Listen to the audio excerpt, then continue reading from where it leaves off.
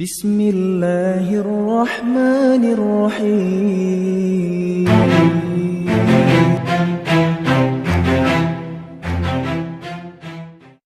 Assalamualaikum warahmatullahi wabarakatuh. Selamat pagi anak-anakku kelas 9. Bagaimana kabarnya hari ini? Semoga kita semua dalam keadaan sehat walafiat. Alhamdulillah, hari ini kita bisa bertemu kembali dalam pelajaran PPKN.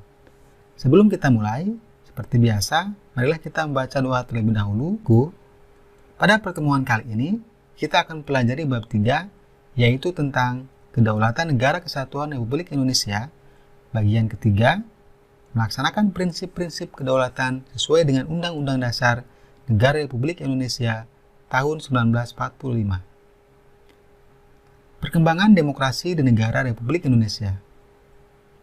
1. Demokrasi parlementer tahun 1945 sampai 1959. Pada periode ini, terutama pada kurun waktu tahun 1945 sampai tahun 1949, menurut Undang-Undang Dasar Negara Republik Indonesia tahun 1945, demokrasi yang harus dilaksanakan adalah demokrasi Indonesia dengan kabinet presidensial.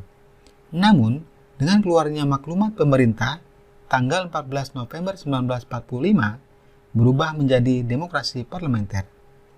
Begitu pula pada kurun pemberlakuan Undang-Undang Dasar RIS 1949. Indonesia dibagi dalam beberapa negara bagian. Sistem pemerintahan yang dianut ialah demokrasi parlementer atau sistem demokrasi liberal. Pemerintahan dijalankan oleh Perdana Menteri, sedangkan Presiden hanya sebagai lambang.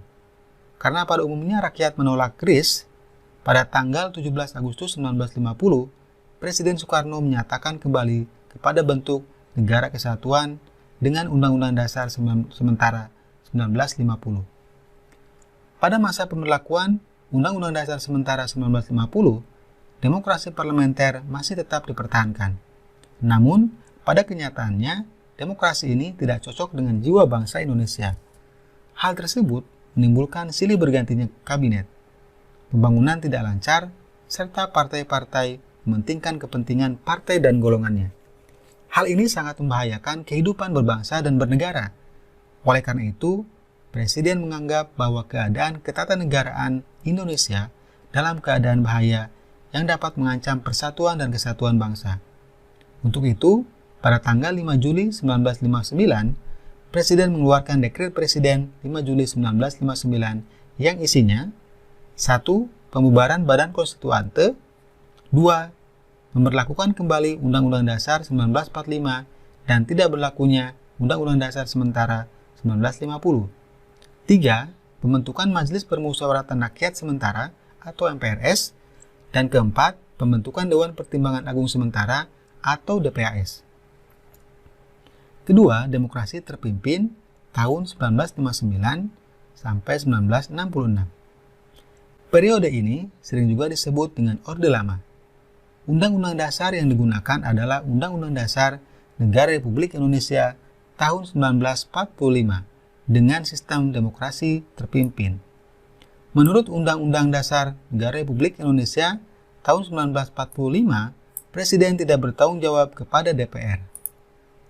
Presiden dan DPR berada di bawah MPR. Pengertian demokrasi terpimpin pada sila keempat Pancasila, yaitu dipimpin oleh hikmat kebijaksanaan dalam permusyawaratan perwakilan. Akan tetapi, Presiden menafsirkan terpimpin, yaitu pimpinan terletak di tangan pemimpin besar revolusi. Dengan demikian, pemusatan kekuasaan di tangan Presiden. Terjadinya pemusatan kekuasaan di tangan Presiden menimbulkan penyimpangan dan penyelewengan terhadap Pancasila dan Undang-Undang Dasar Negara Republik Indonesia tahun 1945 yang puncaknya terjadi perebutan kekuasaan oleh PKI pada tanggal 30 September 1965 atau G30 SPKI yang merupakan bencana nasional bagi bangsa Indonesia. Beberapa penyimpangan itu diantaranya sebagai berikut. 1. Presiden mengangkat anggota MPRS berdasarkan penetapan Presiden nomor 2 tahun 1959. 2. Presiden membubarkan DPR pada tanggal 5 Maret 1960 karena DPR tidak menyetujui RAPBN yang diajukan tahun 1960 dan Presiden membentuk DPR GR pada tanggal 24 Juni 1960. 3.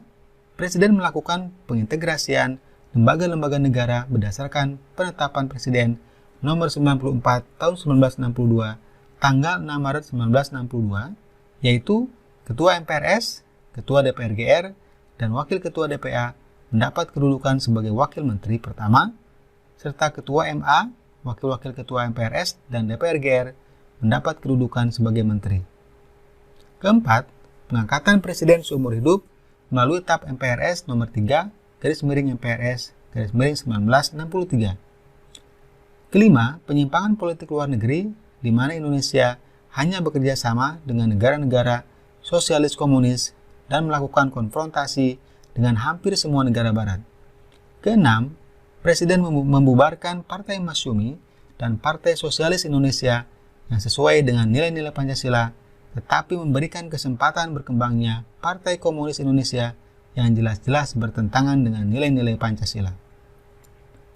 Keadaan negara yang tidak stabil menimbulkan reaksi dari berbagai kalangan masyarakat, terutama para pemuda, pelajar, dan mahasiswa. Beberapa kalangan masyarakat tersebut kemudian mengajukan 3 tuntutan rakyat yang dikenal dengan Tritura. Isi dari 3 tuntutan tersebut adalah sebagai berikut. 1. Bubarkan PKI. 2. Bersihkan kabinet dan unsur PKI. Dan ketiga, turunkan harga dan perbaiki ekonomi.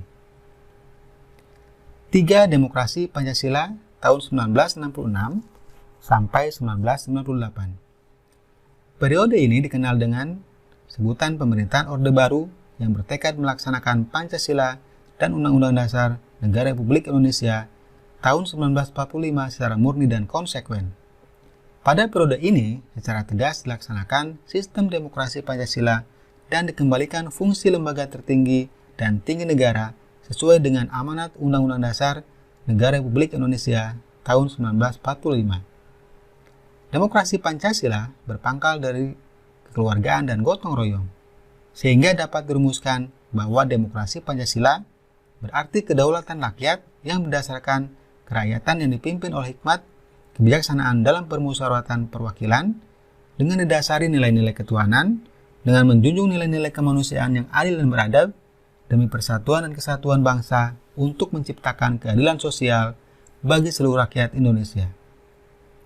Dalam demokrasi Pancasila, musyawarah untuk mufakat sangat diharapkan karena setiap keputusan dalam musyawarah hendaknya dapat dicapai dengan mufakat.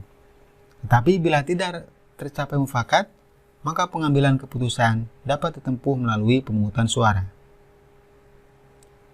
4. Demokrasi Pancasila masa reformasi tahun 1998 sampai sekarang. Demokrasi yang dikembangkan pada masa reformasi pada dasarnya adalah demokrasi berdasarkan pada Pancasila dan Undang-Undang Dasar Negara Republik Indonesia tahun 1945 dengan penyempurnaan pelaksanaannya dan perbaikan peraturan-peraturan yang tidak demokratis.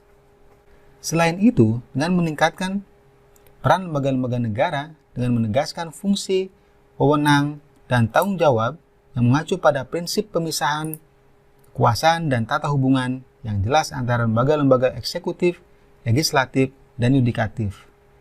Demokrasi Pancasila saat ini telah dimulai dengan terbentuknya DPR-MPR hasil pemilu 1999 yang memilih presiden dan wakil presiden serta terbentuknya lembaga-lembaga tinggi yang lain. Bergulirnya reformasi yang diiringi dengan perubahan dalam segala bidang kehidupan menandakan tahap awal bagi transisi demokrasi di Indonesia. Sukses atau gagalnya suatu transisi demokrasi sangat bergantung kepada beberapa hal berikut ini. 1. Komposisi elit politik. 2. Desain institusi politik. 3. Kultur politik atau perubahan sikap terhadap politik di kalangan elit dan non-elit. Dan keempat, peran civil society atau masyarakat madani untuk menciptakan kultur toleransi yang mengajarkan keterampilan dan nilai-nilai demokrasi, sikap kompromi, serta menghargai pandangan yang berbeda. Anak-anakku, demikianlah pembahasan tentang Kedaulatan Negara Kesatuan Republik Indonesia, bagian ketiga, melaksanakan prinsip-prinsip kedaulatan sesuai dengan Undang-Undang Dasar Negara Republik Indonesia tahun 1945.